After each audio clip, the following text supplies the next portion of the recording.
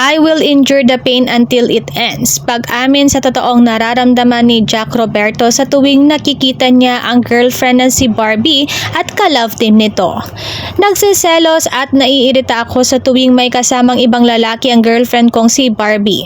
Sino ba naman ang hindi kapag ang totoong mahal mo ay may kasamang ibang lalaki, niyayakap ng mahigpit at hinahalikan. But I truly understand that it's just for an on-screen purposes. Still, sana lagi tayong magkasama dahil kami ang totoong buhay na mag-asawa. Kung naaalala mo, ang larawan kung saan magkayakap sina Barbie at David habang natutulog, ang awkward at masakit para sa akin. Ang weird lang. At sana walang mag-take advantage. Sana makonsider nila na may nasasaktan dito. Reveal ni Jack Roberto. Ang boyfriend ni Barbie Fortesa na kamakailan ay pinagdiwang nila ang kanilang ika-7th anniversary. Si Barbie Fortesa at Jack Roberto ay mga celebrity nang magsimula ang kanilang pag-iibigan. Bagamat hindi sila pinagsama bilang isang opisyal na love team, ginawa ng mga tagahanga ang moniker na Jack B para sa kanila. Nagsimula silang mag-date ilang sandali matapos ang kanilang unang proyekto na magkasama bilang mga artista at mula noon ay magkasama na sila. Sa isang nakaraang panayam, ipinaliwanag ng on-screen partner ni Barbie Fortesa na si David Licauco ang viral na hug photo kasama si Barbie. Tulog talaga kami sa litratong iyon. Nag-react sina David at Barbie nang tanungin ng viral Instagram post na magkayakap sila habang natutulog. Samantala, sa isang interview, nilinaw pa nina Barbie at David na pagod sila noon at nakatulog habang naghahanda para sa isang eksena. To be honest, it wasn't a take yet, pero hinaharang ni Direk ang eksena. I found it funny kasi sa first take, ako dapat ang mas yumakap. Pero nung tinawag ito ng AD, mas humigpit ang yakap ni David sa akin, paliwanag ni Barbie.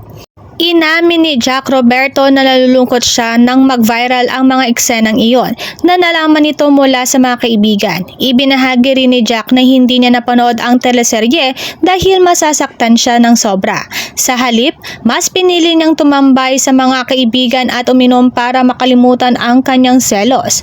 Naiintindihan naman niya na bahagi ito ng trabaho ng kanyang girlfriend, pero kahit masakit ay tanggap niya ito dahil mahal na mahal niya si Barbie. Matapos ang tagumpay ng kanilang pagtatambal sa TV series na Maria Clara at Ibarra, napili sina Barbie at David sa kilala bilang Barda Love Team upang gampanan ang iconic roles ni Monique at Carding na dating ginampanan ni Robin Padilla at Sharon. Ngayon, malakas ang ratings ng Pulang Araw at mukhang long-lasting ang partnership ni na Barbie at David. Aminado si Jack na kung mag-extend ang serye, hindi niya alam ang gagawin kundi tiisin ng sakit hanggang sa matapos ito. Tiniyak ni Barbie sa kanya gayunpaman na ang mga matatamis na eksena nila ni David ay puro profesional at walang romantikong damdamin. Sa panayam, ipinahayag din ni Barbie ang pagmamalaki kay David sa kanyang dedikasyon sa pagpapabuti ng kanyang craft. Sinabi naman ni David na kailangan niyang mag-set up dahil ipinaris niya si Barbie at marami siyang natutunan sa kanya. Dagdag pa ni Barbie, tinutulungan ng nila ang isa't isa na umunlad bilang mga artista.